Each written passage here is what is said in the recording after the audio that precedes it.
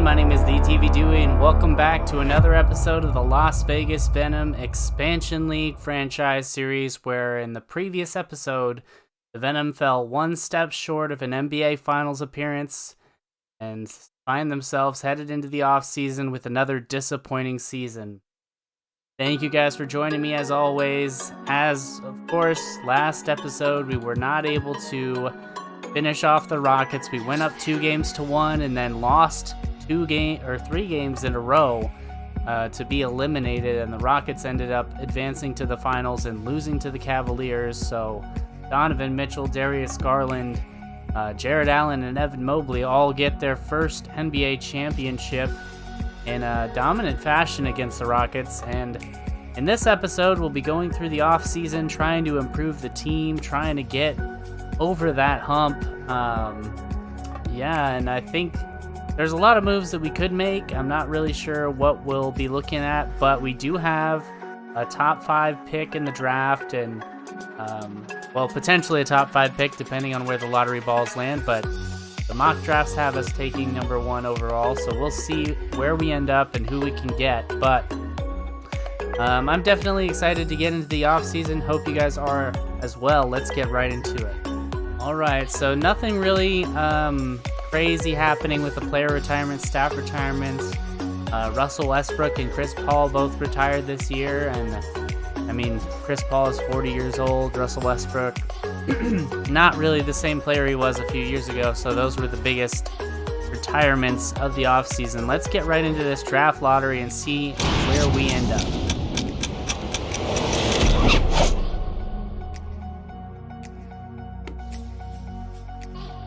So in the end, we end up getting the 5th pick, and I believe whichever pick we had at 5 was too high for us to keep, so we get to keep the Clippers pick at number 5, and then we also have the 23rd pick, and we'll see if we can move up or if we can do anything here. I do think there are some moves that we can make and some trades that we can make, but right now we're looking at a 5th pick and the 23rd pick, and we'll see what we can get for those. I'm gonna try and see if I can land some type of impact player through a trade. Not sure who that would be. Alright, so what we're going to do, we're going to go ahead and we're going to trade Christian Wood away to get Tyrese Maxey under contract. We're also going to give away our 5th pick and our 23rd pick. And this is going to go into a different move. I'm going to move Vassell for some sort of front court help, hopefully. But the way our roster is currently constructed, it just seems like we don't have enough offense. I do like the idea of Maxey and Henderson going off together, and I think I'm going to go ahead and make this trade right here. Also going to trade away that Howie guy as well. We're going to see what we can get for this Howie guy. I can flip him and Koloko into 2 first-round picks from the Thunder next year, so we're going to go ahead and do that. We're also going to attempt to sell. And we could also try and move Vassell after the draft, after all these players have gotten their options extended. I'm going to wait to move Vassell until later on.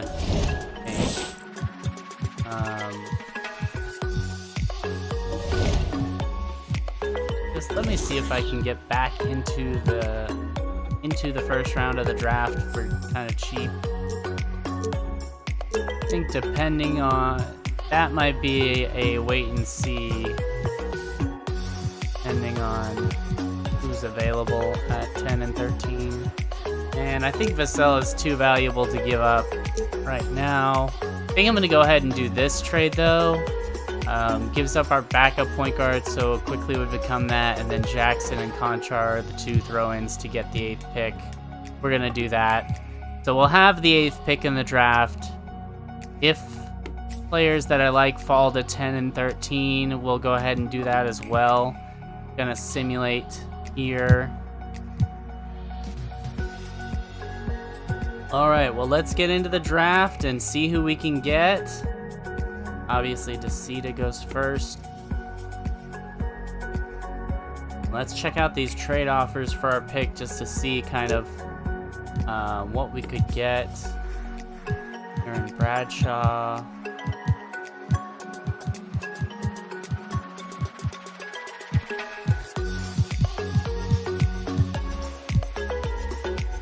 Not a very impressive offensive center. We'd get the Lakers picks for the next 2 seasons. I don't know how good they're gonna be, so I might go look at that one just to see. The question is, will this roster be good enough to have a good record? I don't know. And I kind of like the idea of picking up these 2 picks for this pick and just kind of moving on. We'll see who comes up at. There's still some centers that we could get here. So, in a pretty solid spot. We need a power forward. We need a backup center. Have our 2 starting guards. Have Vassell. Vassell is movable. Problem is, don't know that I can find anybody willing to move off. Nobody's offering me anything worthy of getting rid of him. He's a better player than everything that's being offered to me. So, it's tough to see anybody here that could do much. I think we're just gonna have to sim to our pick. See if there's anybody worth keeping.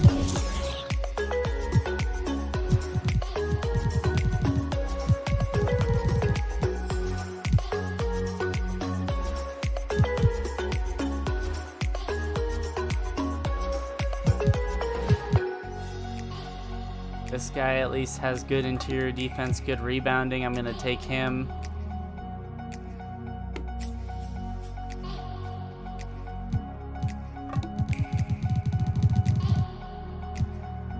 He ended up being a 71 overall. Do take him on.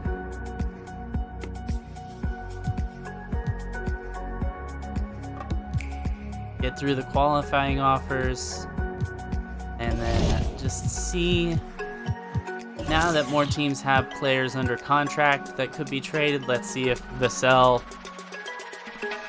can bring us back anything worthy. And the answer is pretty much no. So, I mean, I'm not going to force it. I'm not going to give away Vassell for free. It's going to be a little strange having him potentially come off the bench as a $33 million player. But obviously Maxey is just a better upgrade to him, and we certainly want to play Maxey with Henderson. So those 2 are going to see the court together. Let's check out free agency and see kind of what we can get. Now it becomes a question of, do I want Vassell to start, or do I want him to stay behind Maxey at shooting guard? Kispert would be a good addition to the team off the bench, a scoring option. I like that right there. We'll offer him a contract. Take a look at some backup centers. Yep, don't have enough room to sign Wagner after signing Kispert. Let's take a look. The backup on the minimum, sure. And Boucher has been good for us as well. We'll sign Chris Boucher. Sign Holmes. That'll round out our roster. And I think that's good for this offseason. I mean, Vassell is a movable piece at some point. If he improves, maybe he'll become more valuable on the trade market. You never know, but I definitely like that we got Tyrese Maxey on this team, and I think he'll be a big help in the upcoming season. Hopefully we can turn it around. We do have quite a few picks going into the next draft. So hopefully that draft can be stocked with good players. We'll see what we get, what we can get going. But I like where we're at, and hopefully we'll be able to jumpstart the team in the future. All right, so let's get on to this player progression, see kind of where we're at. Tyrese Maxey, 88. Scoot Henderson up to an 86. His three-point shooting is slowly coming along. Bazilis up to an 82. He's starting to round into form. Great looking for him. Ty Washington, 78. Love to see that. Leonard Miller going up to, so he'll be starting at power forward, obviously. Boucher and Holmes dropping in overall, but they're little more than depth pieces here. We do still have a whole kind of a backup center. Roddy would probably play some backup center.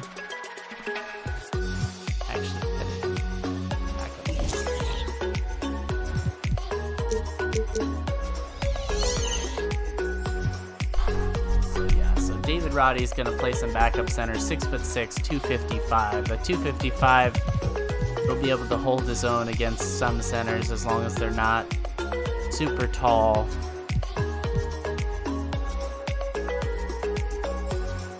Yeah, looking pretty good. We'll see how we do. Obviously, we're gonna be getting into the next season, checking out some games, and then seeing if we can make it back into the playoffs. But let's get on to the next season. All right, well, looking at the upcoming draft that we have, looking pretty nice. We do have quite a few picks in this draft, so hopefully we'll be able to use some of those picks to become a better team overall. But obviously we'll start. Let's look at where we're starting at. I want Miller to start over Roddy. I think Miller is a better developmental player. Henderson, Maxey, Robinson, Bazilis, obviously all going to start. Devin Vassell coming off the bench. Yeah, nobody else. I don't really see anybody else that I'm like dying to have playing on the bench that isn't getting time. Rest seems pretty solid. It's pretty straightforward.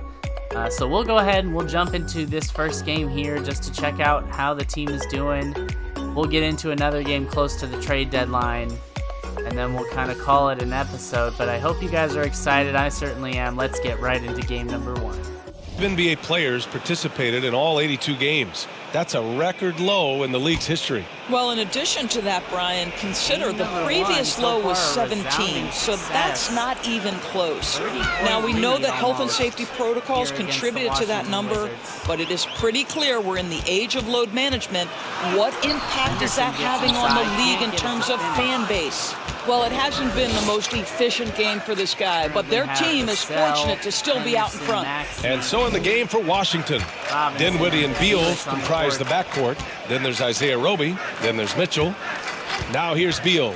Pass to Geiger. Down to 5 on the shot clock. That one falls. Coming off Beal's feed. Beal's got his 4th assist in this one. Here's Henderson. He's covered by Dinwiddie.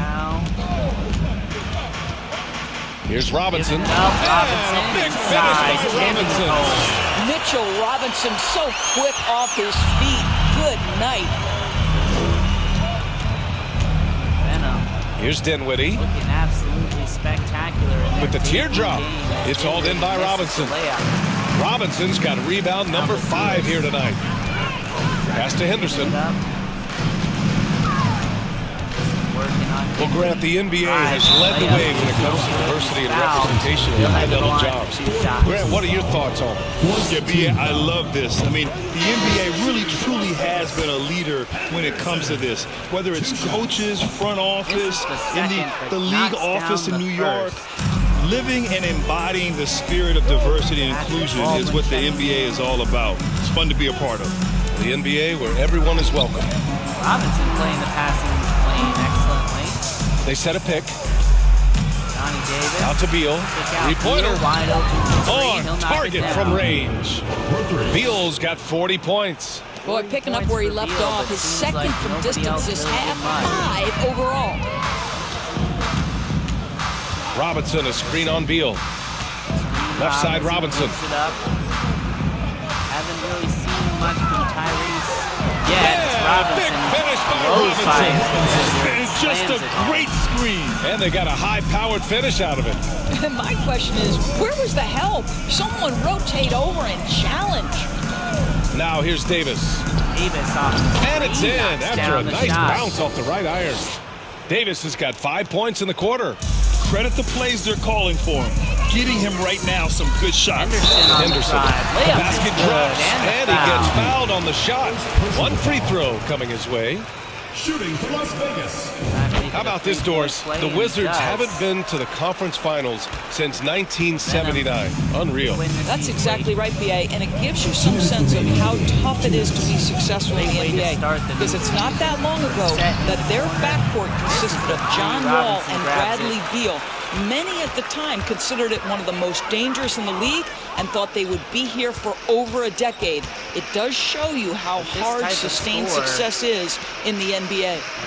Now here's Maxey. That much of a dominant scoring performance. You'd think Maxey. Robinson, a screen on Beal. For three, Maxey. The rebound by the Wizards. And he almost made them regret defending him so loosely. Beal, the pass to Thompson. And that one good. This is the area of greatest improvement in Mr. Bradley Beal's game. How about the growth in his passing? Wow. Boy, viewership numbers are on the rise. NBA business is booming. I guess it's a good time to own a piece, eh, Brad? Hey, BA, you said it best. The league is in great shape. We have great leadership, talent. It's an exciting time, and I think the league has more growth globally in the years to come. Now here's Davis. Shoots over Maxey. Nice move. And that one hits the back iron. Good shot, gone bad. Gotta finish there. 43 seconds left in the fourth. Here's Henderson. He can't get that one to fall. And Washington the other way now. Outside Davis. Playing for pride at this point. Back to Beal. Beal against Henderson. And the layup is good off the glass. His stat line a little Beal's bit. got 42 in the game. Well, Bradley Beal works so hard to find the out. opportunities on the offensive end. He knows he's responsible to carry the load. Here's Henderson.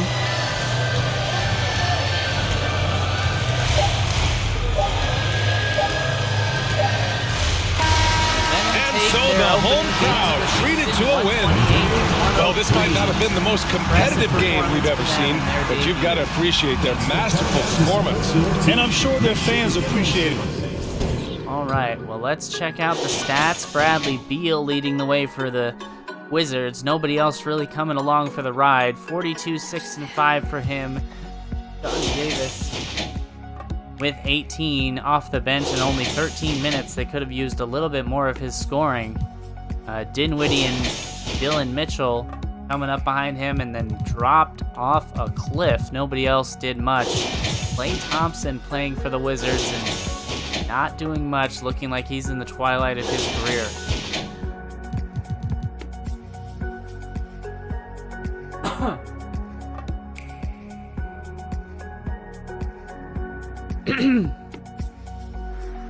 For the Venom, Bazelis with 31 points, 3 rebounds, 4 assists. Maxey had 20 and 13. Scoot Henderson with 19, 15, and 16. What a performance by Scoot with 15 or more points, or 15 or more in 3 separate categories. That is exceedingly impressive. Leonard Miller with 15, David Roddy with 13. You just love to see it. 9 and 7 for Robinson. Absolutely crazy. Just love to see it all around. Great performance for the Venom. We'll get on to the next game.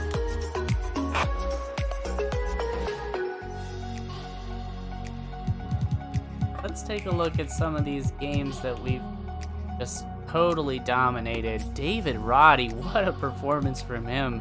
Bazelis, Ty Washington, Henderson must have been hurt for this game. Ty Washington starting, Tyrese Maxey. Sell doing okay. Take a look here. Henderson there, 35 points. Bazelis with 33. Maxey 24. That's what you love to see. Those three dominating. Roddy with 10 points, 10 rebounds. Miller coming off the bench doing his thing. Yeah, Vassell, my goodness. Not done well for being such an expensive player. There's a game he did great. 20 points from the bench. 40 for Henderson, 24 for Vazelis, 20 for Roddy. Roddy has been such a great find for us. Let's check out the standings. Obviously, we are currently in second place in the West. The Rockets, the only team better than us. Thunder, Grizzlies. Let's take a look at the Eastern Conference, the Cavs. So we would be number one in the Eastern Conference. Rockets, Thunder, Cavs. Those are the teams. We got a game here against the Thunder. I think we're going to watch this game. We're going to sim to the trade deadline, and that'll be the end of the video. And hopefully you guys enjoyed our moves in the offseason. I hope this game proves to be a little more exciting. Obviously, game number 1 was a blowout. But never know. Our team is much better, much more improved, and we'll see if we have what it takes to actually reach the championship round this year. But I'm excited, so let's get right into this game. And Las Vegas making a change here as well. Washington's checked in. Outside, Maxey. Some nice passing by Las Vegas here. And for a while there, Greg, it seemed like we were entering the super team era. But lately, homegrown talent, players you draft and develop or sign and develop, seems to be the way teams are going. Yeah, and it's not easy to maintain a culture when you're bringing in stars from outside. And you've seen some cautionary examples here of late. Some heads-up ball there from Dort. Las Vegas leading by 19. And so just rolling to the finish line now in what has been a very confident-looking performance for Las Vegas. The inside game was more secure than the win tonight. They have their way in the paint, and those are all high-percentage shots, but the defense couldn't stop them from getting down low. And when it's all said and done here, this will mark their 38th W on the year. They were really smart in the use of that game plan tonight. Used it in their first 2 games against this team, which equaled to 2 wins. Williams, he's checked in for the Thunder. And Las Vegas making a change here as well. Manuel quickly, he's checked in for Washington. Shot from 16, and he hits the jump shot. 9 points for Williams. You can't just stop when there's a pick set up. Gotta fight over it as a defender. That's one that the coaches will watch tomorrow with that player. You hate to see him give up in that situation. What a move to get inside. Making the most of the screen. That's how it's done. And it's in the perfect spot, Greg. Frees him up to get all the way to the bucket. Really not enough help there. Lack of communication on the backside. And the Thunder with the possession here. After the basket by Las Vegas. And there's the whistle on the shot. Took the foul. Shot misses. He'll be shooting 2. And the foul goes against Las Vegas. And Las Vegas making a change here. Aldrin's checked in. Aldrin and Roddy going to move to the center spot. 34 seconds left in the 4th quarter. Venom have one more possession with the shot clock. We'll see what they do with it. Bazelis giving it up to Roddy. Roddy and inside. Foul on the shot. He'll shoot that 2 at the free throw line. And the first one at the line is good. Shooting for the away team. Taking 2 shots. He hits both from the stripe. 2 of 2 for Roddy. 19 seconds left in the game. Holmgren with it. Bridges sets the screen for Holmgren. Nice jump shot from the top of the key. And boy, he's really in a groove. Dominant performance last game. Same thing this time out. Seems to be nobody standing in his way. No roadblocks for him to get to his spot, capitalize, and continue to be aggressive. So we see Las Vegas taking the W here. A resounding victory for them. And Greg in enemy territory, no less. That's exactly right. But with the way they control... At Holmgren with 20 and 10, Shai Gilgeous-Alexander with 19, Miles Bridges with 17. Wasn't quite enough to take over. Meanwhile, for us, Matas Bazilis 25, David Roddy 24 and 8. Roddy is slowly starting to turn into a star player for us, averaging almost 17 points per 36 minutes. Okay, so he's only averaging 14 points, 40% shooting, but let's look at his recent games. 33 points here, 19 points, 20 points, 30 points, 30 points. Like, Roddy is slowly turning into a star player for us. He doesn't come through every single game, but a lot of games you're seeing 25s. Like, that's impressive, especially considering he wasn't originally starting. I had Miller starting for him, and Miller's not living up to the billing. 10 points for Scoot Henderson. He had a double-double. Tyrese Maxey with 19 points. Efficient shooting from the floor. You love to see that. Devin Vassell with 18. That's nice off the bench. Love to see those. Impressive performance all around for the team, and looking forward to what we can get going after the trade deadline. All right, so let's simulate to the trade deadline here, see kind of where we're finishing.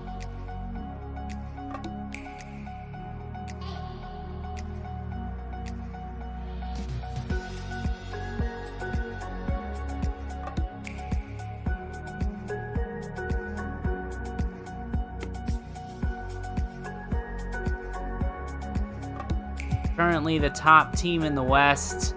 I do want to move on from Vassell, I think. Just looking at... Let's look at what his production has looked like. And it's not even really his fault.